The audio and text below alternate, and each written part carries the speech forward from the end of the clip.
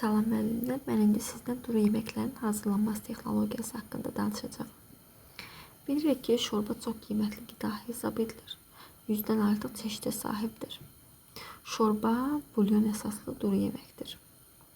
Hansı ki, müxtəlif xəstəliklər zamanı tövsiyə edilən toyuq, tərəvəz şorbaları asan həzm edilir, orqanizmin itirilmiş gücünü bərpa edir. Şorbanın əsas üstünlüyü tərkibində 50%-nin su olmasıdır. Ərzaqların suda qaynama üsulu ilə bişirilməsidir. Şorba nahar zamanı qəbul edilir, birinci yeməkdir və isti yeməkdir. Elə ona görə də buna birinci yemək kimi ad qoyulmuşdur. Və şorba heç də naharın əsas hissəsi deyil, çünki qida dəyəri aşağıdır. Şorbanı vitaminlərlə zənginləşdirmək üçün ona yer kökü, baş soğan, kərəviz, yaşıl soğan, sarımsaq əlavə edilir. Şorbalara xoş dadı ətri isə qara istiot, dəfnə yarpağı, sarıkök, ədviyyatlar verir. Şorbalar temperaturuna görə isti və soğuq olur.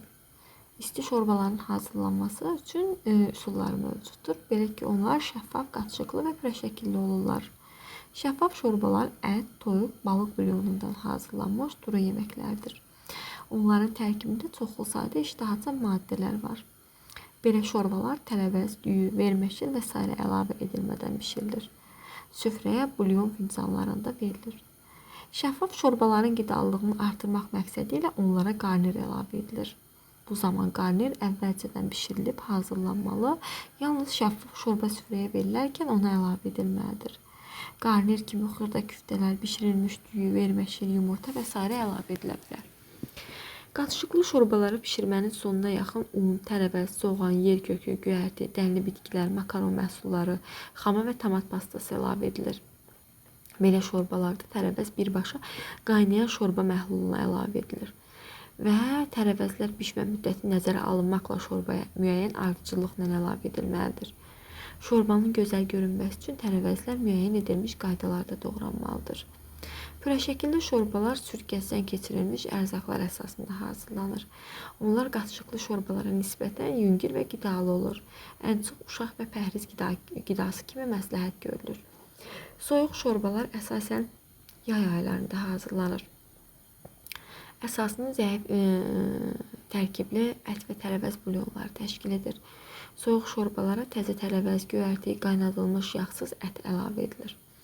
Şorbanın hazırlanma texnologiyasında əsas cəhətlər nələrdir? Nələri fikir vermək lazımdır? Belə ki, isti şorbaların hazırlanmasında müxtəlif variantlar ilə bərabər onların bişirilmə texnologiyasının ümumi prinsipləri var. Şorbanı kiçik həcmdə hazırlamaq lazımdır. Az miqdarda bişirilmiş şorba 3 litrdən artıq olmamaq şərti ilə böyük həcmli şorbalara nisbətən daha dadlı olur. Maye və qatışıqların kütləsinin tənzimlənməsi. Müxtəlif şorbalar üçün tənzimlənmə fərqlidir. Şorbanın mayenin həcmi qaynayıb buxarlanma miqdarı nəzərə alınmaqla götürülməlidir. Bişmə müddətində şorbaya su əlavə edilməlidir. Artıq suyu süzmək olmaz. Və ərzaqlar bişmə müddəti nəzərə alınmaqla əlavə edilməlidir. Belə ki, onlar öz formasını, dadını, şəklini dəyişməsin deyə. Bişməyə nəzarət edilməlidir, hansı ki, lazımi temperatur verilməlidir. Sonra hər tərkib hissəyə əlavə ediləndən sonra şorbanın kəpi alınmalıdır. Şorbanın növündən asılı olaraq onun duzu vaxtında əlavə edilməlidir. Belə ki, ümumi qaydaya əsasən şorbaya duz hazır olana yaxın əlavə edilməlidir. Bişirib qutarandan sonra yox, çünki şorbanın bütün tərkib hissələri lazım olan qədər duzu canına çəkə bilsin. Bişirilmə zamanı lazımi həddə qaynadılmalıdır. Belə ki, şorba qaynamasın, dəmdə bişirilsin. Digər xörəklər kimi duru yeməklərə görə müxtəlif milli mətbəxlərə aid eləmək olur. Mərkəzi Asiya ölkələrində, Qafqazda, Avropanın bəzi ərazilərində şorbalar qat və ya tutumlu olur. Belə ki, xarço, boş bunlar daxildir. Azərbaycan mətbəxində 30-dan artıq şorba növü mövcuddur. Piti, küftə, bozbaş, düşbərə, cürbəcür ətli şorbalar. Hansı ki, qatığa göyərti, düyü əlavə etməklə hazırlanmış dovğa, doğramac, ovduq, qatıqlı aş və s. Bunlardan biri də pitidir. Piti qoyun əti, noxud, şabalıd, kartof, alça qursu ədviyyatdan hazırlanır və ayrı-ayrı saxsı qablarda verilir. Süfrəyə verilməzdən əvvəl üzərinə zəfəran, nanə qursu əlavə edilməlidir. Zəfəran əvvəlcədən dəmə qoyulmalı, piti hazır olana yaxın əlavə edilməlidir. Nane isə bitin üzərində süfrəyə verilməzdən əvvəl zövqə uyğun olaraq əlavə edilməlidir. Küftə bozbaş qoyun ətinin sümüklərindən hazırlanmış bulyona düyü qatılmış böyük küftələr, noxud, kartof, ədviyyatlar əlavə edilir. Hər küftənin içərisində bir alça qurusu qoyulur. Bişmənin sonunda 10-15 dəqiqə qalmış zəfəran, duz, istiot əlavə edilir. Hazır olana qədər bişirilir. Süfrəyə veriləndə üzərinə nanə qurusu səpilir.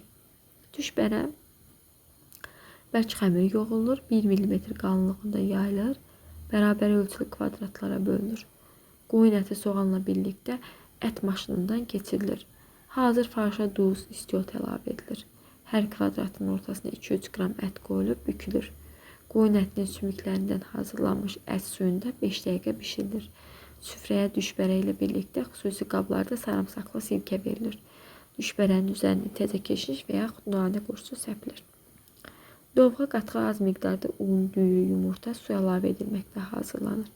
Çürməsin deyə gürodun üzərində fasiləsiz qarışdırılaraq bişirilir. Və onun üzərinə xırda doğranmış göyərti soyduqdan sonra duz əlavə edilir.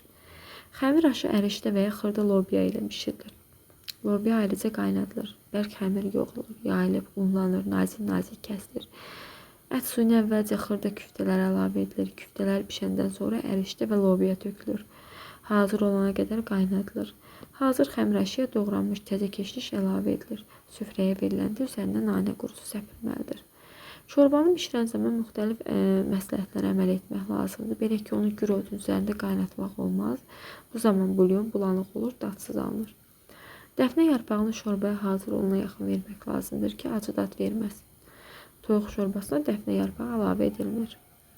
C vitamini qorumaq üçün bir sıra məsləhətlərə əməl etmək lazımdır. Şorbanı kuru odun üzərində qaynatmaq olmaz. Şorbanın üzərindəki yağ qatını yığmaq olmaz. Çünki yağ qatı havanın mayaya daxil olmasına imkan vermir. Tərəvəz şorbalarını təkrar qızdırmaq olmaz. Bu zaman 30%-ə qədər vitamin parçalanır. Tərəvəzləri mütləq qaynayan bulyona əlavə etməklə bişirmək lazımdır. Şorbaları çox qaynatmaq olmaz. Bu mövzumuzda bu qədər asan, sadə mövzularımızdan biridir. Diqqətlə qulaq asın. Uğurlar hər kəsə.